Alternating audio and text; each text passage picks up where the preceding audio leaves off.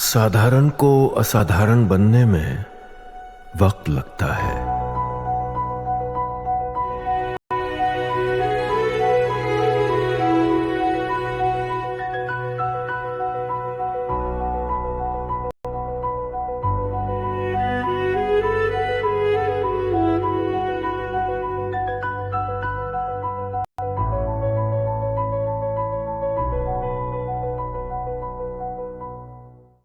एक तरफ ऑपरेशन सिंदूर के बाद से 2000 से ज्यादा अवैध बांग्लादेशी और रोहिंग्या घुसपैठियों को डिपोर्ट किया जा चुका है।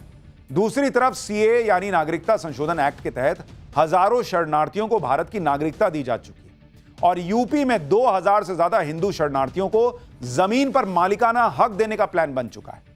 आज पाठशाला में अवैध घुसपैठियों को देश से भगाने और वैध हिंदू शरणार्थियों को देश में बसाने की पूरी डिटेल आपको बताऊंगा, लेकिन पहले एक झलक देखिए।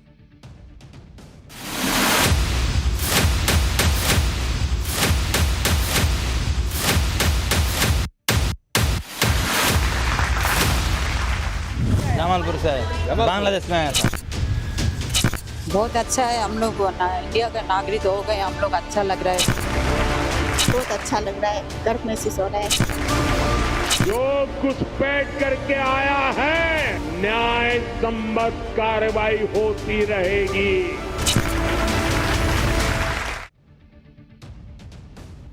अवैध बांग्लादेशियों के खिलाफ कितना तगड़ा एक्शन हो रहा है उसकी तस्वीरें पहले आपको दिखाता हूं।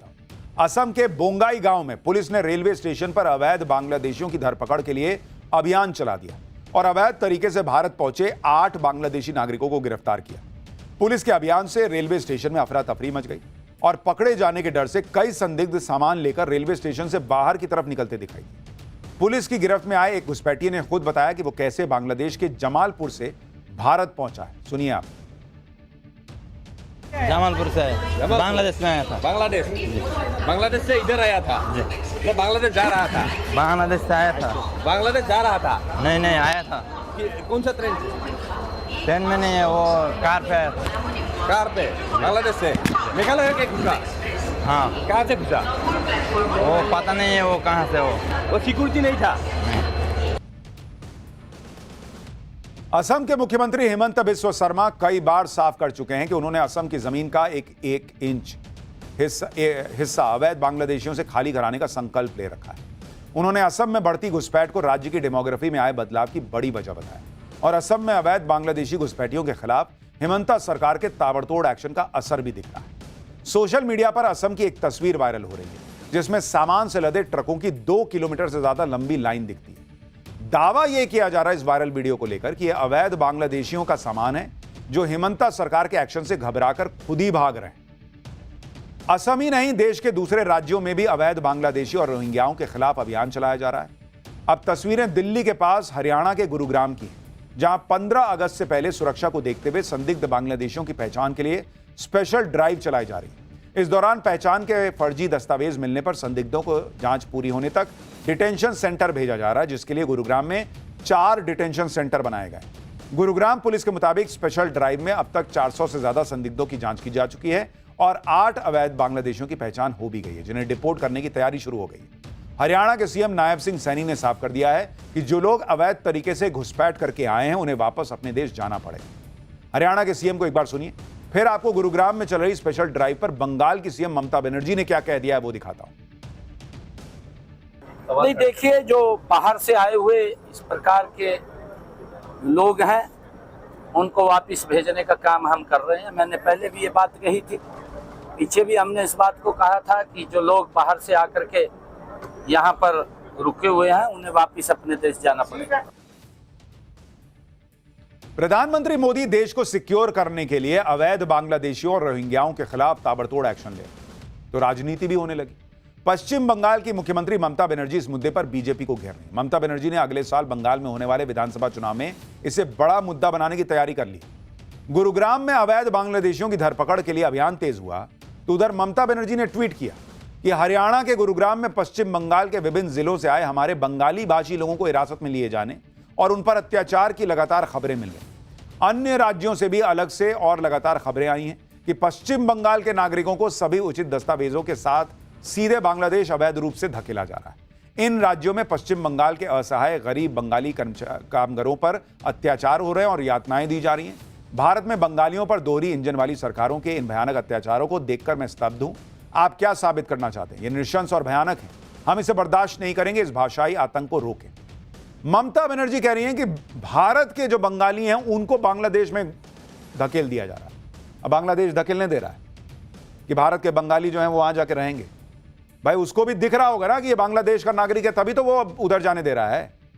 भारत ने धक्का दिया, क्या चल रहा है? वो रस्सी खींचने की प्रतियोगिता चल रही है, इधर से धक्का देके उधर कर दिया। ममता बनर्जी भले ही पीएम मोदी के अवैध बांग्लादेशी घुसपैठियों के खिलाफ एक्शन को लेकर नैरेटिव सेट कर रही है, लेकिन पीएम मोदी पिछले दिनों बंगाल दौरे में एक बार फिर ये क्लियर कर चुके हैं कि जो घुसपैठ करके आया है उस पर कार्रवाई तो होके रहेगी। पीएम मोदी का यह बयान बड़ा वायरल भी हुआ, लेकिन एक बार उसको फिर से सुनिए। और यूपी के सीएम योगी अवैध बांग्लादेशियों के खिलाफ बुलडोजर एक्शन के बीच हिंदू शरणार्थियों को क्या तोहफा देने जा रहे हैं, इसके बाद वो बता।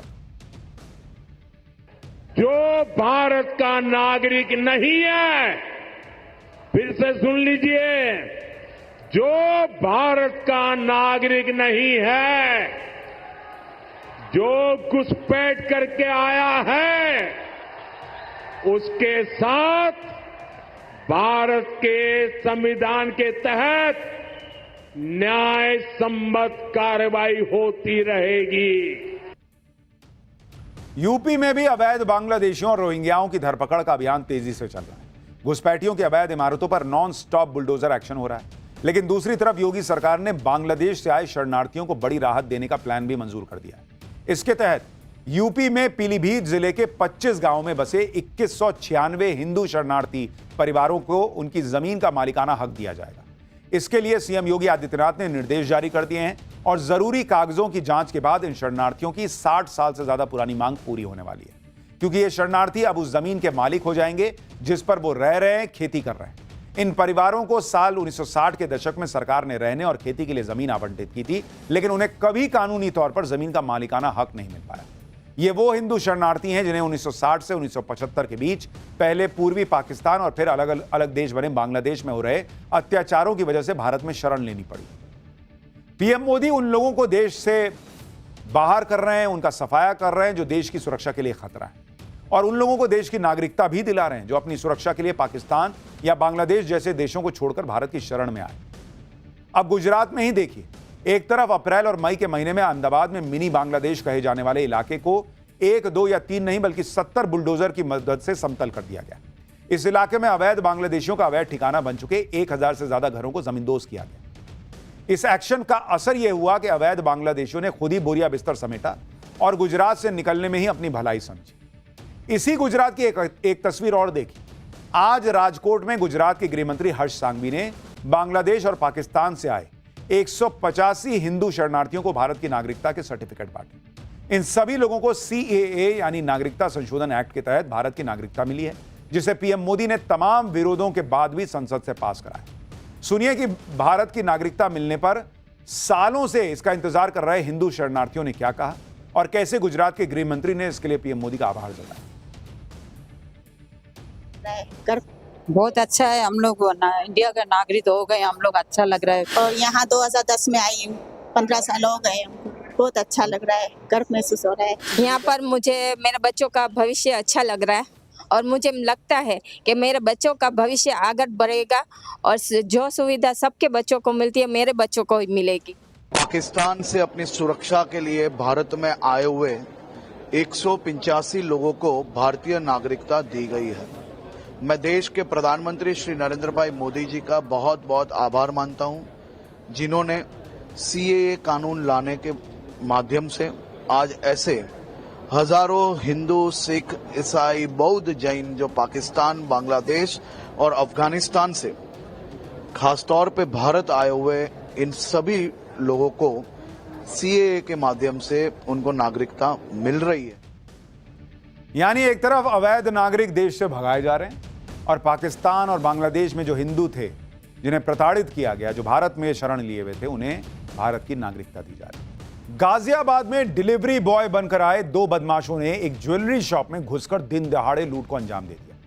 यह पूरी घटना CCTV कैमरे में रिकॉर्ड हुई है, जिसमें दिख रहा है कि दोनों हथियारबंद लुटेरों ने स्विगी और